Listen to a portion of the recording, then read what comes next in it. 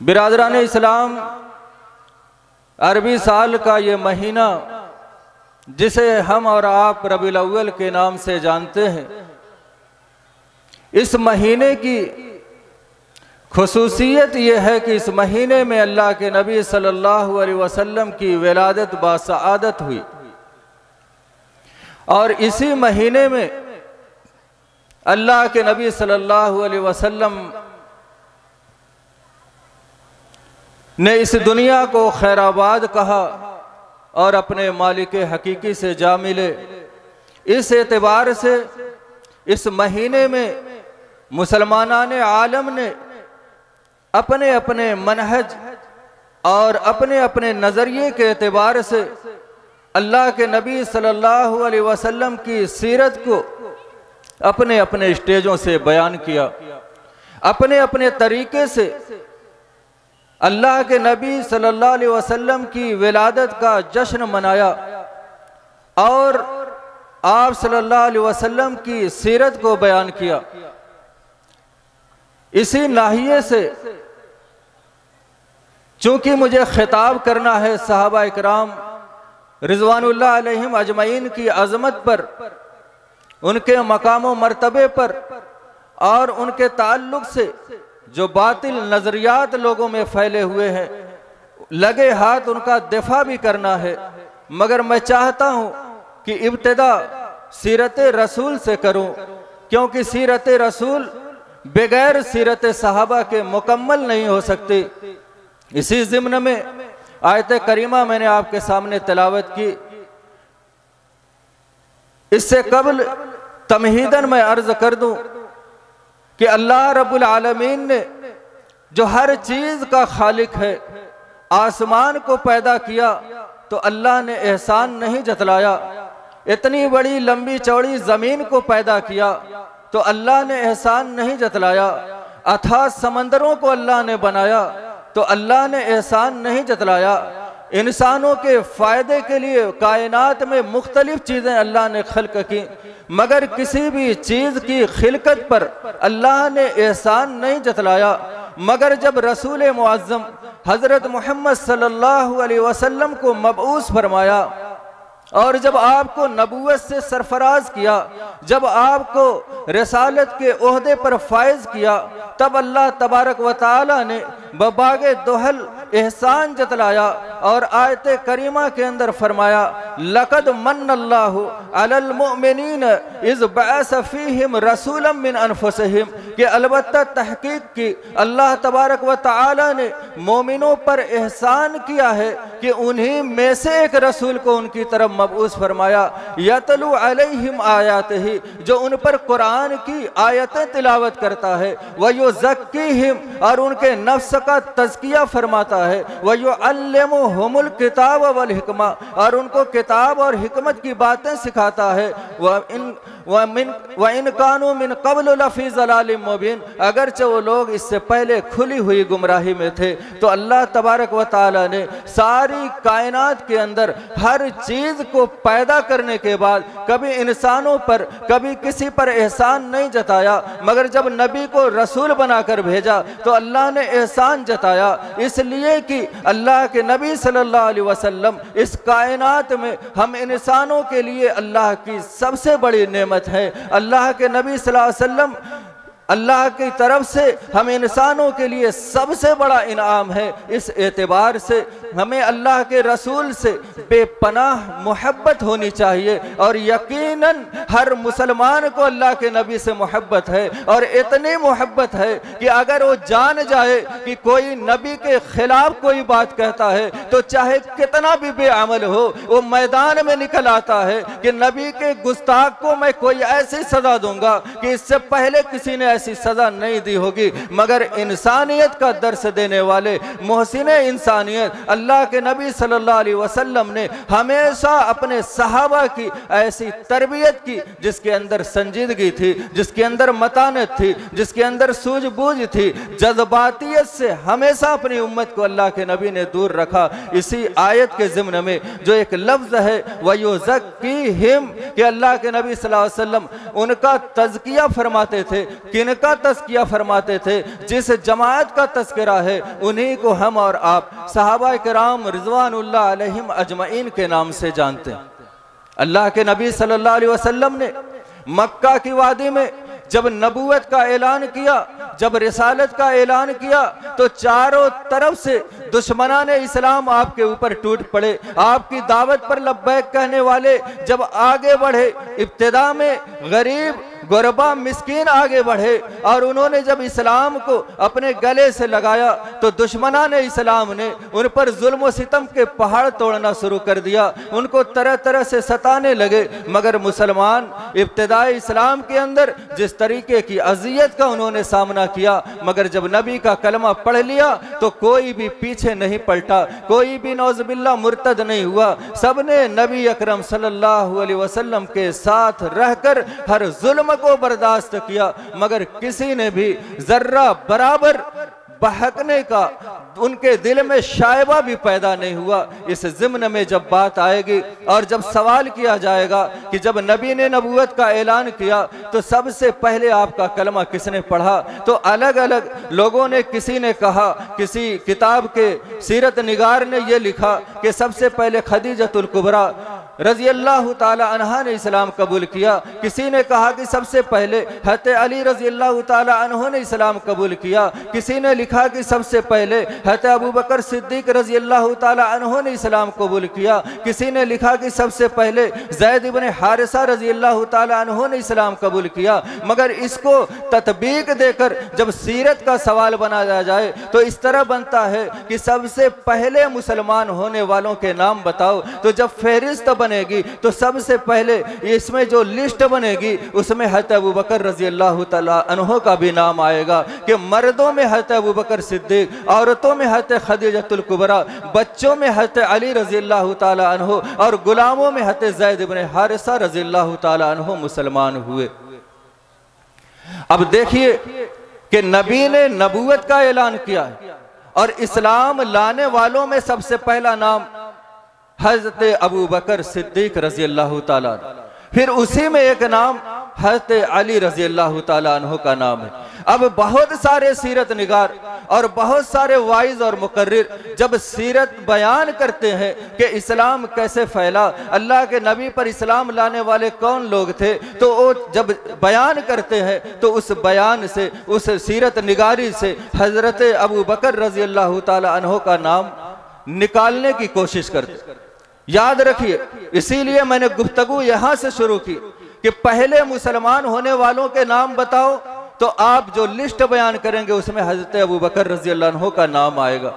अब इस सिलसिले को आगे बढ़ाई। अल्लाह के नबी सल्लल्लाहु अलैहि वसल्लम ने जब दावत का ऐलान किया तो ये 4 लोग मुसलमान हुए। अब इसके बाद तमाम मुअर्रिखीन और सीरत निगार ये लिखने पर मजबूर हैं कि अब इसके बाद मुसलमान की तादाद जब आगे बढ़ी तो अल्लाह के नबी की दावत पर नहीं, हज़रत अबू बकर सिद्दीक की दावत पर फिर 6 लोग मुसलमान हुए और उसी में हज़रत उस्मान गनी रज़ी अल्लाह ताला अन्हु है और उसी में अब्दुर्रहमान इब्न औफ रज़ी अल्लाह ताला अन्हु है और उसी में ज़ुबैर इब्न अव्वाम रज़ी अल्लाह ताला अन्हु है। फौरन इन चारों के बाद जो 6 लोग मुसलमान हुए वो हज़रत अबू बकर सिद्दीक रज़ी अल्लाह ताला अन्हु की तबलीग से। अब मैं तेजी से बात को आगे बढ़ा। अब हम पहुंचते हैं कि मुसलमानों पर जुल्म व सितम की इंतहा हो गई। अब मुसलमानों ने आके नबी के सामने शिकायत की कि हम पर अब जुल्म बहुत होने लगा, अब हमसे सहा नहीं जाता।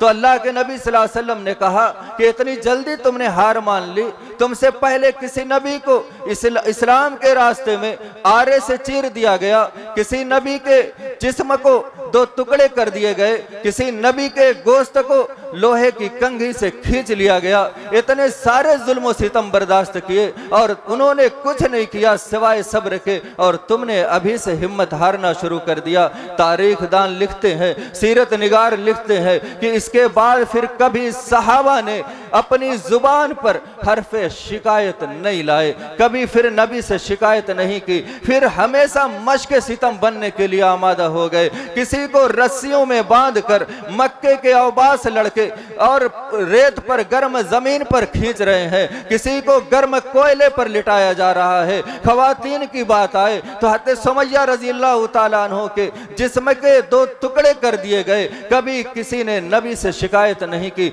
हर जुल्म को बर्दाश्त किया, जामे शहादत को नोश किया और सब वफात के वक्त हंसते मुस्कुराते इस दुनिया से चले गए। कत्ल करने वाले पछता के रह गए कि हमने इनको मारा तो इनको रोना चाहिए था, माफिया मांगनी चाहिए थी, इनको गिड़गिड़ाना चाहिए था, इनको अपने मजहब से बदल जाना चाहिए था, मगर वो सब तरस गए। किसी ने एक घोट पानी भी काफिरों से नहीं मांगा, सबने जामे शहादत नोश किया, शहीद हो गए और दुनिया से चले गए, अपने जिस्मों के टुकड़े करवा लिए, मगर किसी ने रहम की भीख नहीं मांगी।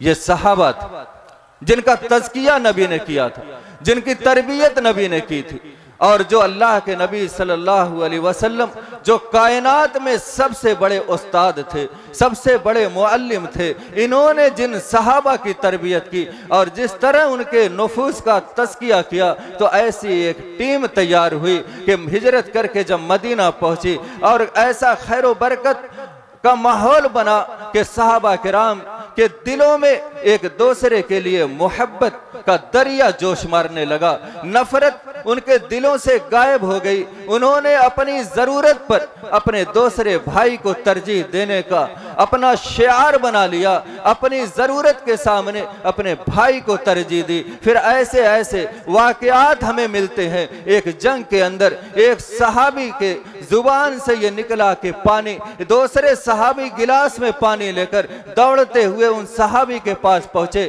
और उन्होंने अपने हाथ में गिलास लिया, अपने लबों तक लगाया, अभी पीने भी नहीं पाए थे कि दूसरी तरफ से आवाज आई, पानी। उन सहाबी ने अपने होठों से गिलास को हटा लिया और पानी लाने वाले से ये कहा कि मेरे उस भाई को पहले पानी पिलाओ। वो सहाबी गिलास में पानी भरा हुआ लेकर दूसरे सहाबी के पास पहुंचे और वो सहाबी उसको लेकर अभी पीने ही वाले थे कि एक तीसरी तरफ से आवाज आई, पानी। उन्होंने भी अपने होठों से गिलास को हटाया और कहा पहले मेरे भाई को पानी पिलाओ। जब सहाबी उस गिलास को लेकर तीसरे सहाबी के पास पहुंचे तो उनकी जान जाने आफरी से निकल चुकी थी, उनकी रूह परवाज कर चुकी थी। वापस पलटे की दूसरे सहाबी को दे, उनकी भी रूह परवाज कर गई थी। उसके बाद तीसरे सहाबी के पास पहुंचे, उनकी भी रूह परवाज कर गई। या के बाद दीगर तीनों सहाबी दारे फानी से कूच कर गए, मगर किसी ने भी इतनी नाजुक हालत में, जबकि दुनिया ये मिसाल देती है कि अगर किसी को भूख लगी हो तो न उसको नमाज दिखती है, न उसको रोजा दिखता है, न उसको इबादत दिखती है। अगर इंसान भूख से बेताब हो जाए, प्यास से बेताब हो जाए, तो दुनिया की हर नेमत को छोड़ देगा। पानी के सामने कोई नोटों की गड्डी दे, कोई दूसरे हीरे जवाहरात पेश करे, अगर वो प्यासा है तो पानी को तरजीह देगा, अगर वो भूखा है तो दाने को तरजीह देगा। मगर सहाबा ने ऐसे नाजुक हालात में अपने भाई को तरजीह देकर यह दिखाया कि हमारी तरबियत दुनिया के सबसे बेहतरीन उस्ताद ने की है। हमारी तरबियत पर अगर शक करोगे, हमारे ऊपर तानो तशनी करोगे, अगर हमें तुम गलत बताओगे तो हमें नहीं, पहले तुम मोहम्मद अरबी मोहम्मद सल्लल्लाहु अलैहि वसल्लम को गलत बताओ। आज मुआशरे के अंदर सहाबा इकराम से मोहब्बत करने वाले मौजूद हैं, मगर इशारतन, किनायतन और कभी जाहिरी तौर पर अपनी तकरीरों में, अपनी तहरीरों में लोग सहाबा इकराम के ऊपर तानो तशनी के वार करने की कोशिश करते हैं। आज के इस तकरीर और इस प्रोग्राम के अंदर मैं चाहूंगा कि सहाबा की अजमत पहले कुरान से फिर वाकयात की रोशनी में आपके सामने रखूं, ताकि दुनिया वाले जब भी किसी सहाबी पर जुबान दराजी की कोशिश करे तो ये सोच ले कहीं इस रात के सुबह होने से पहले, ये रात मुकम्मल होने से पहले उसकी जिंदगी खत्म न हो जाए, उसके साथ कोई हादसा न हो जाए, उसके दिल में खौफ पैदा हो जाए। कोशिश मैं ये करूंगा कि ये बताने की और ये जताने की कोशिश करूंगा कि हर गुस्ताखे पैगंबर के साथ, हर गुस्ताखे सहाबा के दिल में एक खौफ पैदा हो जाए कि वो अपनी जुबान को किसी किस्म के नाजेबा अल्फाज से मुलव्विस करने से पहले कुछ देर ये सोचे। सबसे पहले आइए हम देखते हैं कि सहाबा इकराम की हिमायत में, सहाबा इकराम के दिफा में सबसे पहले कौन बोला। कुरान मुकद्दस हम में से अक्सर लोग तिलावत करने वाले, पढ़ा लिखा मजमा, इस इलाके में तालीम का नज़्म व नस्क बेहतर है, मिसाल दी जाती है। अक्सर व बेशतर लोग कुरान पढ़े हुए हैं। सूरह बकरा जब दूसरा सफ़ा आप उल्टेंगे तो उस पर एक आयत है, वैज़ा क़ील लहुम आमिनु कमा आमन अन्नास क़ालू अनुमिनु कमा आमन अस्सफ़हा क़ालू कमा। अल्लाह तबारक व तआला ने फरमाया कि वइज़ा क़ील लहुम, कि जब इनसे कहा जाता है कि तुम ईमान लाओ, आमिनु ईमान लाओ, वैसे कमा आमन अन्नास, जैसा कि लोग ईमान लाए। मुफस्सिरीन यहाँ अन्नास से मुराद सहाबा इकराम की जमात को लिखते, यानी जैसे सहाबा ईमान लाए वैसे तुम ईमान लाओ। तो मक्के के काफिर क्या कहते थे, उनका जुमला अल्लाह ने नकल किया। कालू, उन लोगों ने कहा, अनुमिनु, क्या हम वैसे ईमान लाएं, कमा आमन अस्सफ़हा, जैसा कि ये लोग ईमान लाए हैं। कौन लोग? उन्होंने बेवकूफ कहा, आमन अस्सफ़हा, जैसा कि ये बेवकूफ लोग ईमान लाए। तो काफिरों ने जब सहाबा को बेवकूफ कहा तो अल्लाह ने फौरन उनका दिफा किया और कहा, अला इन्नहुम हुमुस सफ़हा, सुन लो कि बेवकूफ ये नहीं, बेवकूफ तुम हो। अला इन्नहुम हुमुस सफ़हा, यकीनन ये लोग बेवकूफ है। तो सबसे पहले सहाबा को बेवकूफ कहने वालों को बेवकूफ अल्लाह तबारक व तआला ने कहा। तो सहाबा का दिफा सबसे पहले अल्लाह ताला ने किया। और अब अगर कोई कुरान को मानता है, कुरान को पढ़ता है, कुरान पर ईमान रखता है, तो ये तर्जुमा लेकर के जाए, अपने उलमा के लिखे हुए तर्जुमे को पढ़े और अपने गिरबान में झांक करके देखे कि कभी भी किसी ने अगर किसी सहाबी को बुरा भला कहा है तो तौबा कर ले, इस्तिग़फ़ार कर ले, अपने नजरिए से रुजू कर ले, इसलिए कि अल्लाह रब्बुल आलमीन उसको बेवकूफ कहता। तो कौन ये बर्दाश्त करेगा? अगर दोस्तों में से कोई किसी को बेवकूफ कह दे तो लड़ने मरने के लिए तैयार हो जाएगा। अगर अल्लाह रब्बुल आलमीन किसी को बेवकूफ कहे तो इससे बड़ी बदबख्ती क्या होगी। लिहाजा ये आयत हमें आईना दिखाती है। हमें सोचना चाहिए कि हम सहाबा के खिलाफ अपनी जुबान को कभी भी नाजेबा अल्फाज से मुलव्विस करने की जुर्रत न करें। उसके बाद अल्लाह तबारक व तआला ने सहाबा इकराम को मेआरे ईमान बताते हुए एक आयत के अंदर फरमाया कि कहा कि इन आमनु बेमिस्ल मा आमनतुम फक़द इह्तदू, अगर वो लोग वैसे ईमान लाए जैसे सहाबा ईमान लाए थे तब हिदायत याफ्त करार पाएंगे। यानी अगर कोई ये दावा करता है कि मैं हिदायत पर हूं, उसका दावा काबिल कबूल नहीं होगा जब तक कि उसके आमाल, उसके अकायद, उसके आदात व अतवार, उसके तौर तरीके, उसके नजरिए सहाबा के नजरिए के, सहाबा के आमाल के, सहाबा के किरदार के मुताबिक न हो, वो शख्स हिदायत पर माना नहीं जाएगा। मेयारे हक करार देते हुए अल्लाह ने सहाबा की जमात को करा। इसके बाद अल्लाह तबारक व तआला ने फरमाया, वलाकिन अल्लाह हब्बबा इलैकुमुल ईमान, लेकिन अल्लाह तबारक व तआला ने ऐ सहाबा की जमात तुम्हारे दिलों में ईमान को महबूब बना दिया। इंसान के दिलो दिमाग के अंदर बहुत सारी चीज़ों का तस्वुर होता है, जिसको खूबसूरत समझता है, हसीन समझता है, उसको पसंद करता है। लोगों की लिबास के अंदर भी अपनी पसंद है, खाने के अंदर भी अपनी पसंद है, मकानात के अंदर भी अपनी पसंद है, दुनिया के मामलात में भी अपनी कोई तरजीह और पसंद है। मगर अल्लाह ने सहाबा के दिल में ईमान को सबसे महबूब बना दिया। इसीलिए सहाबा ने ईमान को इतना अजीज रखा कि दुनिया के हर जुल्म को बर्दाश्त किया मगर ईमान से पलटने की कोशिश नहीं की। हज़रत बिलाल रजी अल्लाह ताला अन्हु, कितना काफिरों ने कोशिश किया कि किसी तरह ये कह दें कि मैं अल्लाह को नहीं मानता, अपने मजहब से पलट जाए, मगर हर वक्त उनकी जुबान से अहद अहद का ही नारा बुलंद हुआ। उनको सबसे ज्यादा महबूब कोई चीज थी तो ईमान था। अकीदा था, रसूल की मोहब्बत थी।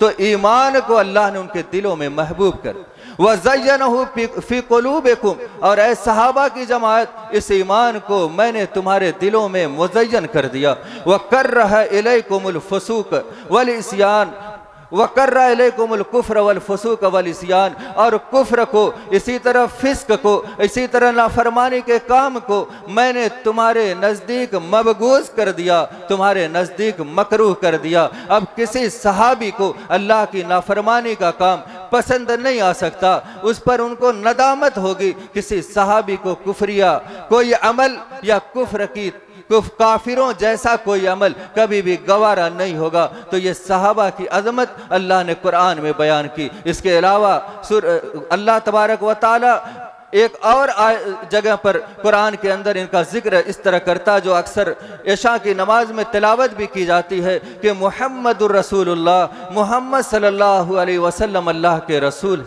ये एक दावा हो गया कि मोहम्मद अल्लाह के रसूल। अब इस दावा की दलील सहाबा का किरदार, वल्लज़ीन मअहू, और वो लोग जो सहाबा के साथी, और वो लोग जो मोहम्मद सल्लल्लाहु अलैहि वसल्लम के साथी हैं, यानी सहाबा की जमात, अशिद्दाउ अलल कुफ्फार, काफिरों पर सख्त। इनकी मिसाल दी गई, काफिरों के लिए सख्त है, रुहमाउ बैनहुम, आपस में एक दूसरे के लिए रहम दिल है।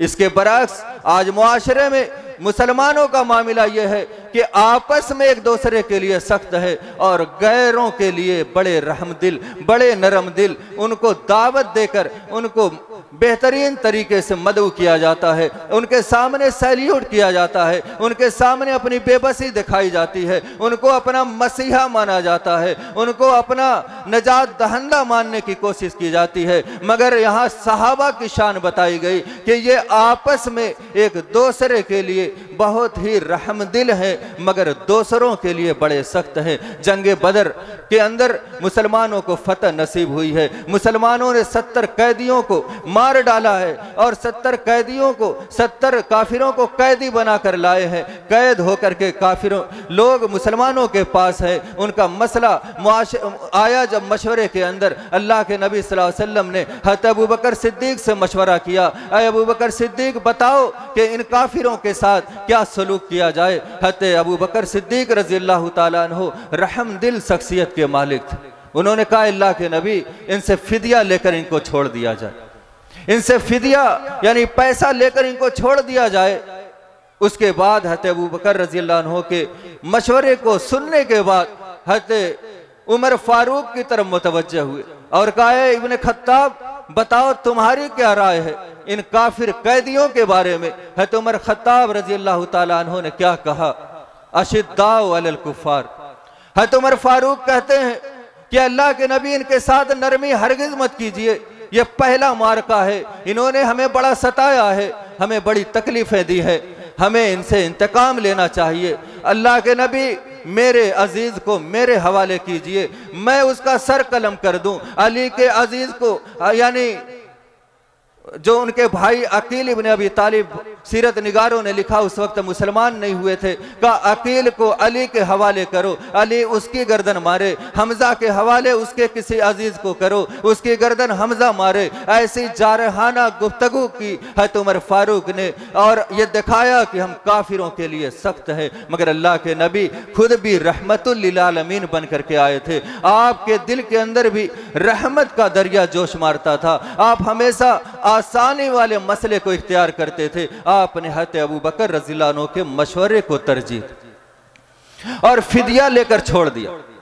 उसके बाद आयत उतरी, अल्लाह ने तायीद की कि उमर का मशवरा सही था। अगर पहले से मेरा फैसला सबकत न कर गया होता, यानी उससे पहले आयत गुजर चुकी थी कि काफिरों के साथ एहसान करो या फिदिया लेकर छोड़ दो, तो अगर ये सबकत कलमा न कर गया होता, ये कानून पहले न बन गया होता, तो आज उमर के मशवरे को न मानने की वजह से तुम्हारे ऊपर अजाब आ जाता। तो काफिरों के लिए सहाबा इकराम सख्त थे, मगर आपस में एक दूसरे के लिए रहीम थे, एक दूसरे के लिए नरम दिल थे। उसके बाद अल्लाह तबारक व तआला ने इनकी सिफत बयान की, रुहमा बैनहुम तराहुम रुक्कअन सुज्जदन यब्तगून फज़लन मिनल्लाहि व रिज़वाना। तुम इनकी जिंदगी को अगर देखोगे तो कभी रुकू में पाओगे, कभी सजदे में पाओगे, इनके पेशानियों पर सजदों के निशानात पाओगे। यानी इनकी जिंदगी में इबादत ही इबादत है, रियाजत ही रियाजत है। और ये जितने भी अमल करते हैं अल्लाह रब्बुल आलमीन की खुशनुदी के लिए करते, अल्लाह की रजा के लिए करते हैं। जिंदगी के किसी मरहले में रियाकारी इनके पास से भी नहीं गुजरती। हर अमल को खालिसतन लिल्लाह करते हैं, अल्लाह की रजा के लिए करते हैं। ये खुसूसियत है सहाबा की। वरना आज के मुआशरे में आप देखिए, अगर आदमी नमाज पढ़ता है तन्हाई में तो न उसका रफ़ैदैन सही है, न उसका रुकू सही है, और बड़ी जल्दी समेट के भागता है। मगर लोगों के सामने पढ़ता है तो रफ़ैदैन बड़ा खूबसूरत होता है, और हाथ बांधने का तरीका बड़ा खूबसूरत होता है, खड़े होने का तरीका बड़ा खूबसूरत होता है, हर चीज़ बेहतरीन करता है। मगर जब तन्हाई में होता है तो ऐसी नमाज पढ़ता है कि कोई देखे तो ताज्जुब करे कि इसने नमाज पढ़ा है या कोई और अमल किया। यह हमारा मामला है। ये खुसूसियत सहाबा की थी कि चाहे वो जलवत में हो या खलवत में हो, उनकी इबादत का जो अंदाज लोगों के सामने होता था वही तन्हाई में होता था। जो खुलूस मजमे में होता था वही तन्हाई में होता था। ये तरीका और ये खुलूस और ये अंदाज बहुत कम ढूंढने में मिलेगा। सहाबा को समझने के लिए हमें उन आमाल पर उतार कर देखना होगा। आज लोग सहाबा इकराम की जिंदगी पर तानो तशनी की कोशिश करते। कौन लोग? वो सहाबा इकराम जिन्होंने अपने मुंह के निवाले दूसरों को दे दी, जिनकी खुसूसियत अल्लाह ने बयान की, वयुसिरून अला अनफुसिहिम वलौ कान बिहिम खसासा। अल्लाह के नबी सल्लल्लाहु अलैहि वसल्लम के एक सहाबी, नबी के सामने मजमा बैठा है, एक मेहमान बाहर से आए हैं। नबी ने कहा मेरे इस मेहमान को कौन खिलाएगा? अबू तलहा अंसारी रज़ी अल्लाह ताला अन्हु ने कहा मैं लेकर के अपने घर चलता हूँ। मालदार सहाबी थे, मगर याद रखिए कभी कभी इंसानों के साथ ये मामला हो जाता है कि जब वो कोई अहम काम करने चलता है तो उसके सामने कोई ऐसी अड़चन आ जाती है। ये दुनिया का मामला उल्टा ही रहता है। ये मालदार सहाबी जब मेहमान रसूल को लेकर अपने घर पहुंचे, अपनी अहलिया से पूछा कि इनको ज़ियाफत के लिए क्या घर में है, तो उन्होंने कहा बच्चों के खाने के सिवा कुछ नहीं। यानी एक मालदार घर में जहां पैसे ही पैसे हो तो मालदार कहा जाता है, मगर मालदार पे भी कभी कभी ऐसे हालात आ जाते हैं कि उसके घर में फूटी कौड़ी भी नहीं रहती। हज़रत अबू तलहा अंसारी जब घर पहुंचे तो इतना खाना नहीं था कि बच्चे भी खा लें, उनकी अहलिया भी खा लें, वो भी खा लें और मेहमान भी खा लें। बीवी ने बताया कि सिर्फ इतना खाना है कि हमारे बच्चे खा सकें। तो क्या कहा उन्होंने कि तुम अपने बच्चों को बहला फुसला कर सुला दो और इनके हिस्से का खाना मेहमान रसूल को खिला दो। ये तरबियत याफ्ता है अल्लाह के रसूल की। अल्लाह के रसूल ने इनकी तरबियत की है। इनको बुरा कहने से पहले ये सोचना होगा कि नबी की तरबियत पे आँच आती। अबू तलहा अंसारी रजी अल्लाह ताला अन्हु ने कहा अपने बच्चों को बहला फुसला कर सुला दो और खाना लाकर मेहमान के सामने रख दो। मैं भी उनके साथ बैठूंगा खाने के लिए। तुम किसी बहाने से चिराग को बुझा देना और मैं अपने मुंह को ऐसे हरकत दूंगा गोया कि मैं भी खाता हूं, लेकिन हकीकत में मैं खाना नहीं खा रहा हूंगा। और उनकी बीवी ने किसी बहाने से चिराग को बुझाया, मेहमान खाना खाने लगे। उनके साथ अबू तलहा अंसारी रजी अल्लाह ताला अन्हु अपने मुंह को हरकत देने लगे, अपने हाथ को प्लेट से उठाकर अपने मुंह तक लेकर जाने लगे, मगर प्लेट से खाना नहीं, खाली हाथ मुंह तक जाता था। और मेहमान ने शिकम सैर होकर के खा लिया। फजर की नमाज में पहुंचे, अल्लाह के नबी मुस्कुराए और कहा तुम्हारे इस अमल पे अल्लाह खुश होकर मुस्कुराया कि तुमने मेहमान रसूल को खिलाया, अपने बच्चों को भूखा सुला दिया। ऐसी तरबियत याफ्ता शख्सियत को और ऐसी जमात को लोग आज बुरा कहने के लिए और उनके ऊपर तानो तशनी करने के लिए किस जुर्अत के साथ जुबानें खोलते हैं। कैसे उनके दिल में लर्जा तारी नहीं होता, कैसे उनके दिल में खौफ पैदा नहीं होता। मेरे भाइयों, ये बड़ा नाजुक मसला है। ये किसी मजहब, किसी मनहज, किसी मसलक का मसला नहीं है। हर शख्स का दावा है कि हमें रसूल से मोहब्बत है, तो मोहब्बत रसूल कभी भी कामिल नहीं हो सकती अगर असहाबे रसूल से मोहब्बत ना हो। अगर असहाबे रसूल से मोहब्बत ना हो तो मोहब्बत रसूल कामिल नहीं हो सकती। ये खाम ख्याली है। अगर कोई ये सोचता है कि मैंने रसूल से मोहब्बत कर लिया, ये काफी है। लोग आज नबी की जुल्फों से मोहब्बत की बात करते। आप देखिए दुनिया में कितनी जगह पर ऐसे मकामात मिलेंगे जहां लोग दावा करेंगे कि रसूल का मुँह मुबारक है। कितनी जगहें आपको मिलेंगी जहां दावा करेंगे कि रसूल का कदम है, कदम रसूल है। कितनी जगहें हैं जहां रसूल के जमाने की कोई चीज तबर्रुक के नाम पे रखी होगी और लोग वहां पर भीड़ लगाते हों, जबकि कोई हकीकत और तहकीक नहीं है इन चीजों की। मगर असहाबे रसूल और उनकी सीरत, उनकी तारीख किताबों में मौजूद है और क़यामत तक वही हमारे लिए मनहज है। उन्हीं के तरीके पर हमें चलना है, उन्हीं की समझ से शरीयत को समझना है और उन्हीं के तर्ज पर रसूल से मोहब्बत करना है और उन्हीं को मनहज बना के हमें जिंदगी गुजारनी है। उनसे मोहब्बत नबी से जैसी सहाबा ने की, जिस तरीके से की, जैसे उनको माना वैसे ही हमें मानना है। और अगर किसी ने अपने अंदाज से नबी से मोहब्बत की, अपने तरीके से नबी को मानने की कोशिश की, तो उसकी मोहब्बत का और उसके मानने का कोई एतबार नहीं होगा। ये समझ लीजिए। इसलिए मैं गैर जानिबदाराना तौर पर, बगैर किसी मसले की ताज्जुब की बिना एक फिक्र देने की कोशिश करता हूं कि जब रसूल से इतनी मोहब्बत है कि एक बेअमल शख्स भी जान देने के लिए तैयार है, मगर नबी के ऊपर आंच आने के लिए उसको गवारा नहीं है कि नबी के ऊपर आंच आ जाए, नबी के बारे में कोई बुराई कर दे, नबी की शान में कोई गुस्ताखी कर दे। हर शख्स जिसका नमाजों से कोई ताल्लुक नहीं, जिसके अंदर दीनदारी नहीं, जिसके अंदर कोई इस्लामी जज्बा नहीं है, मगर सबसे पहले वो रोड पर आता है। तो तुम्हारे दिल में जब रसूल से इतनी मोहब्बत है तो नबी की सारी चीज़ों को मानते हो, फिर असहाबे रसूल का जब मामला आता है तो फिर नफरत की, तो फिर उसके उज़्र पर कोई ऐसी बात लाई जाएगी। कभी कहा जाएगा कि हम पहले खलीफा से इसलिए नफरत करते हैं कि उन्होंने बागे फदक हज़रत फातिमा ज़हरा को नहीं दी। आओ हज़रत अबू बकर सिद्दीक रज़ी अल्लाह ताला अन्हो का जो नजरिया था वो सुन लो। अल्लाह के नबी हज़रत अबू बकर सिद्दीक रज़ी अल्लाह ताला अन्हो से कितनी मोहब्बत करते। पहली मिसाल मैंने आपके सामने इब्तिदा में दे दिया कि पहले इस्लाम लाने वालों के नाम बताओ, तो हज़रत अबू बकर सिद्दीक का नाम आया। अब अल्लाह की तरफ से हिजरत का जब हुक्म हुआ तो अल्लाह के नबी ने अपने चचेरे भाई हज़रत अली इब्न अबी तालिब रज़ियल्लाहु ताला अन्हु को बुलाया और कहा कि आज की रात मेरे बिस्तर पर तुम सोओगे। अब यहां जिक्र किसका आया? हज़रत अली रज़ियल्लाहु ताला अन्हु का आया।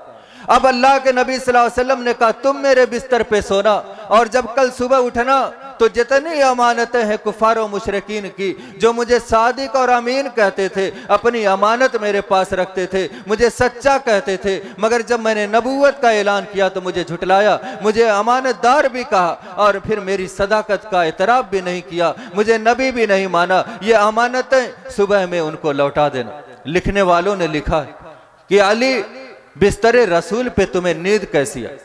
कहा कि जैसी नींद उस रात मुझे आई उससे पहले कभी वैसी नींद नहीं आई। कहा ऐसा क्यों? तुम तो तलवारों के साए में थे, काफिरों ने नबी के घर को घेरा था, तुम्हें यह डर नहीं था कि कहीं नबी को समझकर तुम्हें न कत्ल कर दे? तो कहा कि नहीं, नबी का ये जुमला मेरे लिए काफी था कि नबी ने कहा कि कल ये अमानत काफिरों को लौटाना और मेरे पास आना, ये इस बात का ऐलान था कि तुम्हारा बाल बेका नहीं होगा, तुम जिंदा रहोगे, तुम्हें कोई मार नहीं पाए। नबी का ये कहना, ये ऐलान था कि तुम्हें कुछ नहीं हो, इसलिए कि अमानत भी बांटना, लौट के रसूल के पास हिजरत करके भी जाना है। अब सवाल मैं मजमे से करूंगा कि अल्लाह के नबी ने हज़रत अली को बिस्तरे रसूल यानी अपने बिस्तर पे लेटाए और कहां गए? पंजुम 5 तक पढ़े हुए बहुत सारे लोग होंगे, चमन इस्लाम सबने पढ़ा होगा। अल्लाह के नबी कहां गए? हज़रत अबू बकर सिद्दीक रज़ियल्लाहु ताला अन्हु के घर। बिस्तरे रसूल पे हज़रत अली लेटे हैं।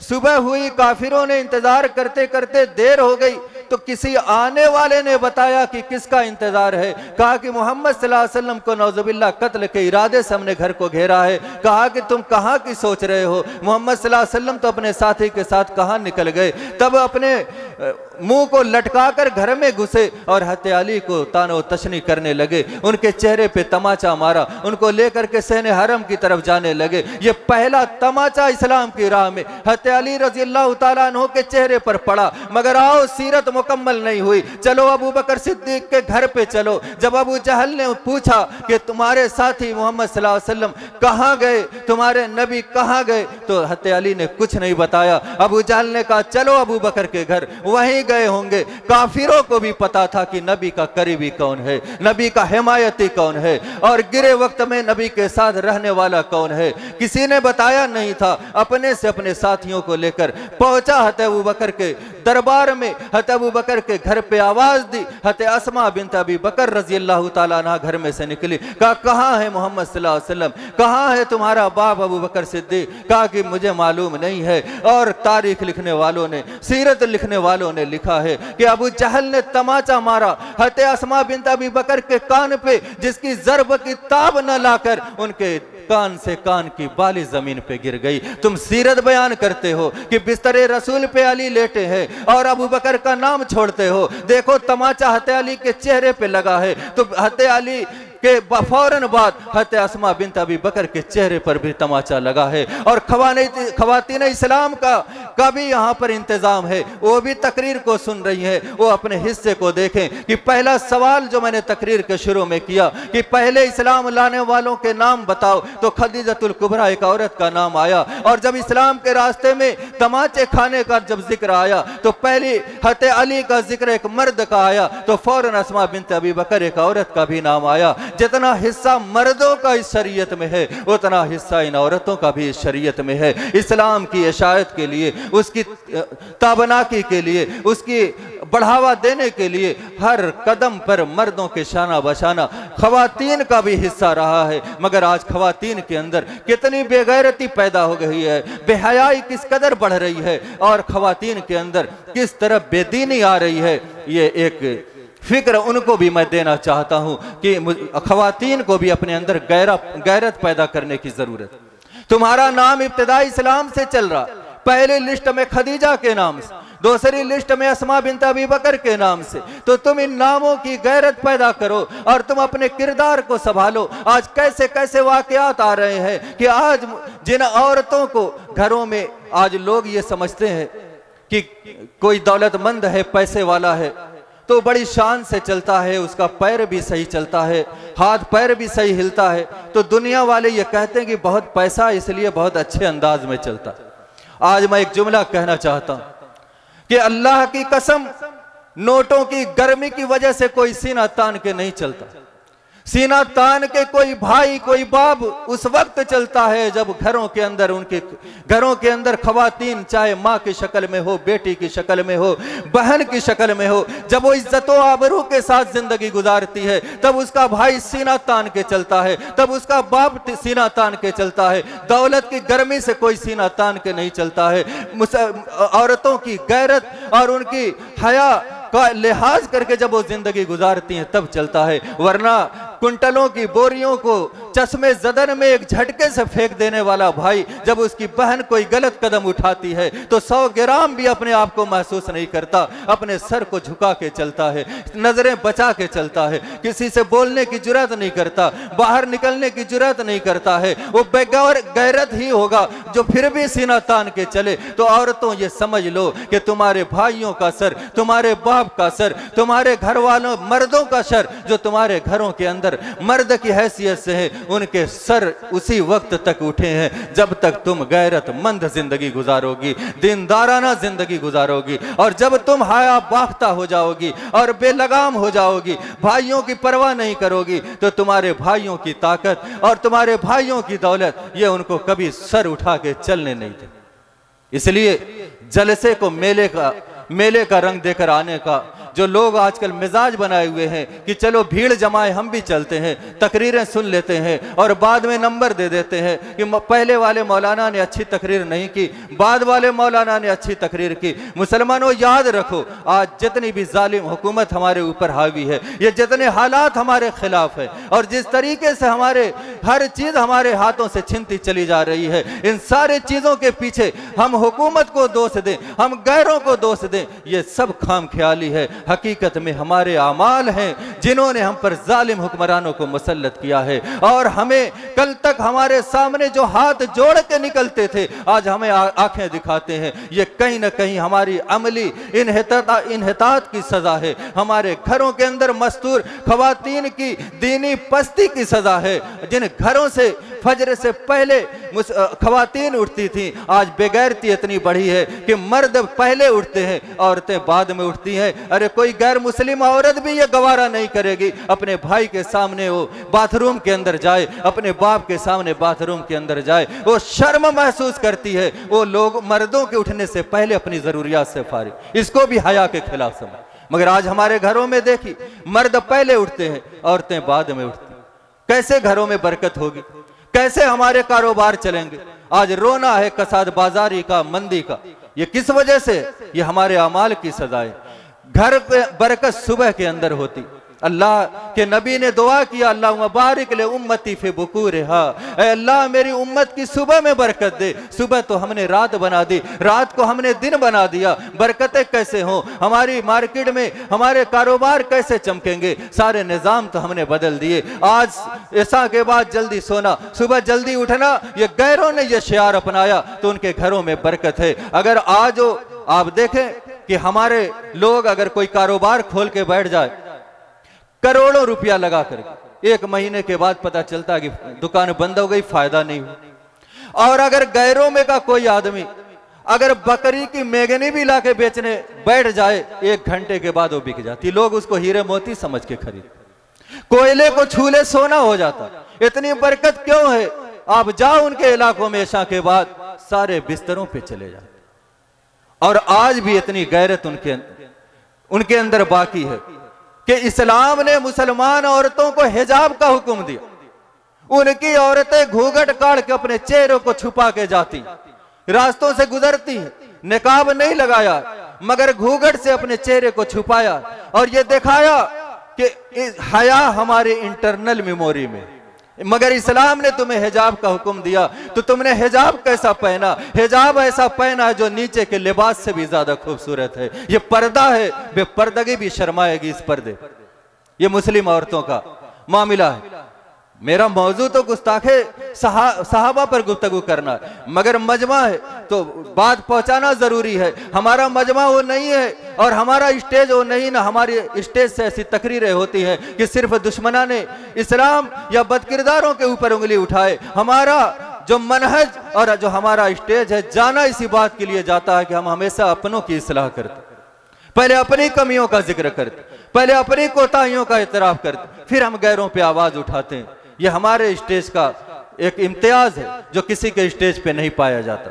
तो लिहाजा जरूरत है हमें भी अपने अमाल में तब्दीली पैदा करने की, और जरूरत है मुस्लिम खवातीन को अपने अंदर गैरत पैदा करने की। हमें अपने हिजाब का नक्शा बदलना होगा, अपने हिजाब का हुलिया बदलना होगा और हिजाब ऐसा अपनाना होगा, ऐसा ढीला ढाला और मोटे दबीज कपड़े का हो कि जाने वाली को कोई समझ न पाए कि किस उम्र की है। मैंने एक तकरीर में कहा था कि अफजल तो यह है कि गठरी से निकाला जाए, जिसको हमारी जुबान में कहा जाता कि चिंगरा हुआ निकाब, चिंगरा हुआ निकाब गठरी में रखा जाए और चिंगरा हुआ लिबास निकाब लगाया जाए और कि कोई देखने भी गवारा न करे। मगर आज निकाब को इतना खूबसूरत बनाया गया है। तो जब हम अपनी सारी ख्वाहिशात को पूरी करें और दावा करें कि हम बड़े नेक हैं और हम बड़े मानने वाले हैं इस्लाम के, ये सारे दावे हमारी जिंदगी में किसी किस्म की खैर व बरकत का जामिन नहीं हो। लिहाजा जरूरत है कि हम सहाबा इकराम से मोहब्बत करने वाले हैं, उनके मनहज को मानने वाले हैं, उनके फहम से अपनी शरीयत को समझते हैं, उनके तरीके से हटना भी गवारा नहीं करते। तो हमें हर चीज में उनको उसवा और नमूना बनाना। लिहाजा बात को आगे बढ़ाते हुए आइए दुनिया के अंदर, अब मैं असल मौजू पे आता हूं। सहाबा इकराम का दिफा सबसे पहले इस्लामी तारीख में किसने किया और उसको इनाम क्या मिला? आइए चलते हैं। पहली हिजरत जो हुई है, मदीने से पहले भी एक हिजरत हुई। सहाबा ने जब जुल्म और सितम ज्यादा हुआ तो हिजरत की हबशा की तरफ। जो पढ़ा लिखा मजमा है और पढ़े लिखे लोग हैं, साहिब मुताला, वो जानते हैं कि हबशा एक ऐसी जगह थी जहां पर ईसाई हाकिम था, उसका मजहब ईसाइयत था। असहमा नजाशी उसका नाम था। ये लोग वहां पहुंचे, पहली बार चंद ही अफराद पहुंचे थे, जिसमें हज़रत उस्मान बिन अफ़्फ़ान रजी अल्लाह ताला अन्हो, मैं अपनी ज़ौजा अल्लाह के नबी की बेटी हज़रत रुकैया को लेकर के हिजरत किए। अब सीरत निगारों ने लिखा है कि यह पहला इब्राहिम और लूत अलैहिस्सलाम के बाद ये पहला घराना था जो मैं अपने अहलो अयाल के हिजरत किया। वरना कभी भाई ने हिजरत की तो बहन ने नहीं की, कभी बहन ने हिजरत की तो भाई ने नहीं की, कभी बाप ने की तो माँ ने नहीं की, कभी माँ ने की तो बाप ने नहीं की। इनफरादी तौर पे हिजरतें हुई थी, मगर पूरा घर हिजरत किया है। या तो इब्राहिम अलैहिस्सलाम ने किया है, या लूत अलैहिस्सलाम ने किया है, या फिर अगर सहाबा के दौर में किसी ने किया है तो उस्मान गनी रजी अल्लाह ताला अन्हु ने।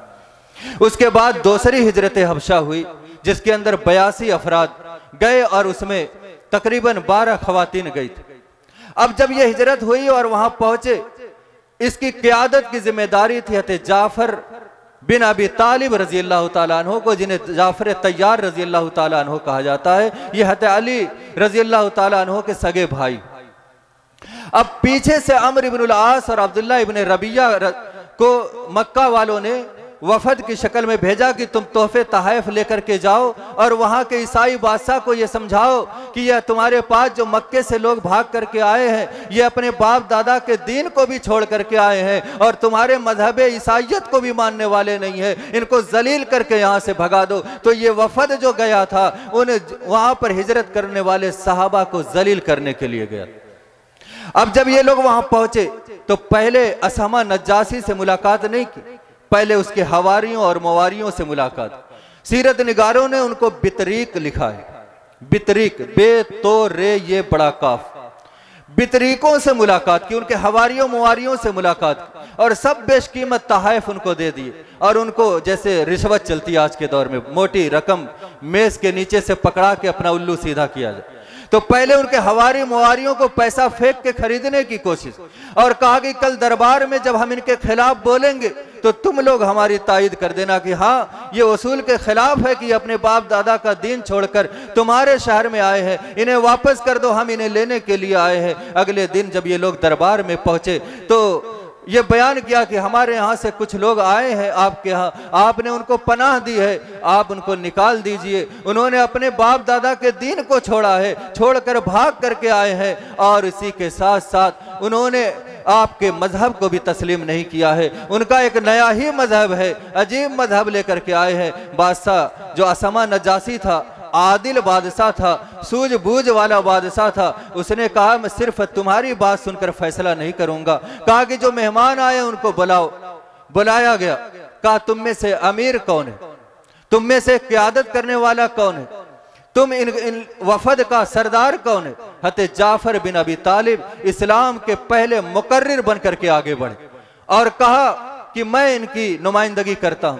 कहा कि बताओ तुम्हारा मामला क्या है? कहा कि हाँ ऐ बादशाह, मक्के के अंदर हम जहालत की जिंदगी गुजार रहे थे, बुतों की पूजा कर रहे थे, शराब नोशी कर रहे थे, बच्चियों को जिंदा दफन कर रहे थे, मगर इन तमाम हालात में अल्लाह ने हमी में से एक रसूल भेजा। अब मैं उसका तर्जुमा कर दूं कि हम इंसानों में से एक इंसान रसूल भेजा, बशर के अंदर एक बशर रसूल भेजा, जिसने हमारा तज़किया किया, हमें अच्छी बातें बताई, अल्लाह की इबादत की तरफ माइल किया, बंदों को बंदों की गुलामी से निकाल कर आजाद किया, और हमें एक अल्लाह की इबादत का हुक्म दिया शिरक से मना किया, अमानतदारी का दर्स दिया, सदाकत का दर्स दिया, हर अच्छी बातें हमें बताई, हमने उसकी बात पर लब्बैक कहा, उसके कलमे को पढ़ लिया। और इतना जब हमने इसकी बात को मान लिया तो फिर शायर की जुबान में कि बस इतनी बात पे नाराज हैं आधियां हमसे, बुझा चिराग जो देखा तो रोशनी कर दी। ये सारे लोग हम पर जुल्म करने लगे। जब जुल्म की ताब हम नहीं लाए तो हमने सुना कि हबश के अंदर एक बादशाह है जो आदिल है, तो हमने आपको तरजीह दी दूसरी हुकूमतों पर। हम आपके पास आए इस उम्मीद से कि आप हमारे साथ इंसाफ करेंगे, हम पर जुल्म नहीं होगा, इसलिए हम आए। तो वो असमा नजासी ने कहा कि वो नबी क्या तुम्हें बताता है कोई आयत और कोई आसमानी निदा भी उसके पास है? कहा हाँ। तो कहा पढ़ के सुनाओ। सूरह मरियम की इब्तिदाई आयत हज़रत जाफर तैयार रज़ी अल्लाह ताला अन्हु ने पढ़ के सुनाया। उसके बाद लिखने वालों ने लिखा है कि असमा नजासी की आंखों से आंसू रवा हो, इतना रोया कि उसकी दाढ़ी तर हो गई। वो तमाम बितरीक जो पहले तोहफा मेज के नीचे से ले चुके थे रिश्वत, वो सब रोते रोते निढाल हो गए। उसके बाद असमा नजासी ने एक तिनका उठाया और कहा कि तुमने जो हते अल्लाह के नबी की और मोहम्मद सल्लल्लाहु अलैहि वसल्लम की जो बात बताई है, इस तिनके से ज्यादा, इस तिनके के बराबर भी इसमें फर्क नहीं है। और इसके पास वही कलाम आया है जो ईसा अलैहिस्सलाम पर आया था। और उसके बाद कहा कि ऐ लोगों, ये जो मक्के से आए हैं इनके पीछे, इनको जलील करने, इनको यहां से भगा दो, इनके तोहफे वापस कर दो। और ये ऐलान कर दो पूरी रियासत के अंदर कि जो भी इन मक्के से आने वाले मुसलमानों को बुरा भला कहेगा, गाली गलूज करेगा, मैं उसके ऊपर तावान लागू करूं। ये पहला ईसाई शख्स है, मुसलमान नहीं, कोई काफिर नहीं, ये ईसाई था जिसने सहाबा की हिमायत में आवाज उठाई और तावान लगाया सहाबा को गाली देने वाले पर। तो देखो इनाम क्या मिला, ये बात बयान करके मैं बात को खत्म करूंगा। इनाम ये मिला कि असमा नजासी का इंतकाल हबश के अंदर हुआ और हज़रत जिब्रील ने खबर अल्लाह के नबी को मदीने मस्जिद नबवी में दी। और उसके बाद अल्लाह के नबी ने सहाबा के दरमियान ऐलान किया कि तुम्हारे भाई और तुम पर एहसान करने वाले असमा नजाशी का इंतकाल हो गया है, उसकी गायबाना जनाजा अदा की जाएगी।